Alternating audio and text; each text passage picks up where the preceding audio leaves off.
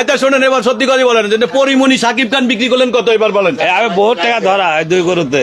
2 গরুতে পরিমণি এবং সাকিব খান বলে আপনি গরুটা বিক্রি করতে কি ঝামেলায় পড়ছেন একটু বলেন? অনেক ঝামেলায় পড়ছি, এই 2 গরুর নামের উপরে ভিত্তি করে। আর আমার গরু 2টি বিক্রি হয়েছে, একটা বেচছে কষার কাছে, আর একটা 10 মণি গরুটা বেচছে হলো 2.5 লাখ টাকা। আচ্ছা কারণটা কি? নাম দিছেন কি পরিমণি সাকিব খান, এই দুইটা নামের কারণটা কি? এই 2টি নাম দিয়েছিলাম ভালোবাসি, শখ করে দিয়েছিলাম, ভালোবাসি দিয়েছিলাম, পরে নাম দিয়ে সারি তো বিপদে পড়ে গেছে। নাম দিয়ে বিপদে পড়ছেন? জি, নিম্ন 1.5 লক্ষ টাকা লস এই 2 গরুতে আমার। 1.5 লক্ষ টাকা লস? হ্যাঁ, 2 গরুতে 1.5 লক্ষ টাকা লস।